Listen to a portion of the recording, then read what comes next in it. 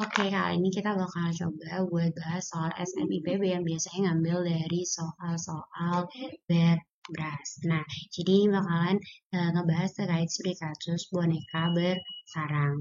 Pada kasus ini, maka kita lihat dulu instruksi soalnya ya. Sebuah boneka bersarang adalah sekumpulan boneka kayu di mana satu boneka dapat dimasukkan ke dalam boneka lainnya. Setiap boneka dapat dibuka tutupnya untuk melihat boneka lebih kecil yang ukurannya itu kayak gini.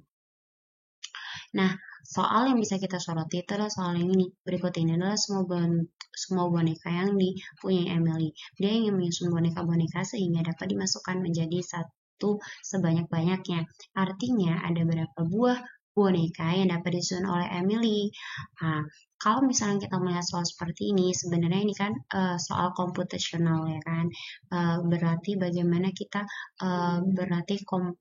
melatih kecerdasan kita untuk melihat lebih daripada cuma sekadar matematika saja gitu ya, tetapi juga bagaimana kita berpikir lebih daripada komputer.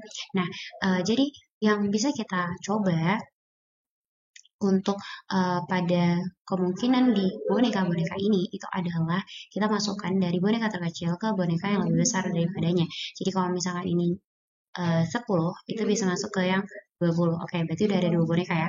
Terus habis itu yang udah yang boneka kedua itu bisa dimasukin ke mana? Ke boneka ketiga. Yang ini nih yang 25. 25 bisa kita masukin nggak ke 50? Wah, ternyata nggak bisa. Otomatis boneka ini kita coret. Karena kan dia lebih tinggi kan. Secara lebih tinggi yang 25 kan. Terus habis itu juga, nah 25 ini bisa kita masukin ke mana? 25 ini hanya kita bisa masukin ke yang 40. Artinya kalau kita hitung, karena yang ini tuh nggak masuk ke dalam spesifikasi boneka yang bakalan menjadi pilihan kita, artinya kita hanya memiliki 4 boneka yang bisa dimasukkan. Oke, jadi itu dia salah satu soal daripada soal banding IPB di mana kita memang butuh latihan terus ya untuk bisa menguasai bagaimana cara berpikir komputasional. Thank you.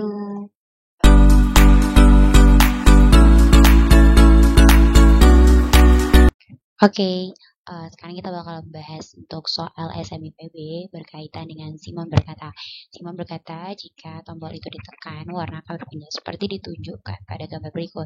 Artinya, kalau misalkan dia hanya berpindah pada satu tempat, merah ke hijau, hijau ke kuning, kuning ke biru, gitu kan ya, kuning ke biru, biru ke merah, maka dia akan menjadi gambar seperti ini. Nah, sekarang pertanyaannya adalah, jika kita tekan tombolnya sekali lagi, di mana letak biru, hijau, dan kuning, maka kita harus menentukan posisi yang benar, gitu kan. Nah, kalau merah sudah menjadi patokannya di sini, itu artinya merah ke sini, hijau ke sini, kuning ke sini, dan biru ke sini. Sehingga jawaban yang tepat untuk soal ini itu adalah gambar ini. Oke, seperti itu. Terima kasih.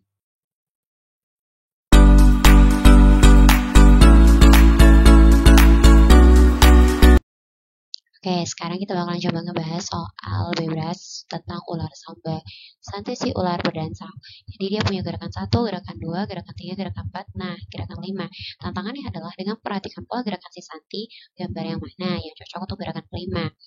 Artinya kita lihat dulu di gerakan 1 ke gerakan 2, ternyata ada pola, ya kan?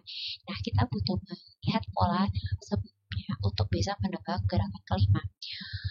Pola pertama sama pola kedua dia punya arah pandangan ke depan dengan badan yang awalnya lurus terus bengkok.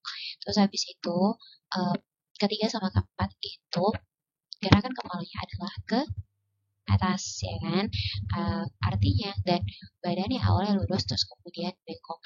Nah, gerakan kelima otomatis kalian tahu kita bakal lihat nih bahwa ternyata pasti badannya itu lurus dengan kepala yang memiliki kepala yang berbeda arah. Nah, udah jelas dong yang A sama B gak mungkin karena dia bengkok. Nah, ada artian C dapat D. Cuman yang D ini kan sudah pernah terjadi sebelumnya, sedangkan kita arahnya itu bakalan beda gitu kan. Sehingga jawaban yang memungkinkan dan tepat adalah C. Artinya arah kepalanya itu adalah ke kiri gitu kan ya, sebagai arah yang berbeda dan badannya itu. Jadi jawabannya adalah yang C. Terima kasih.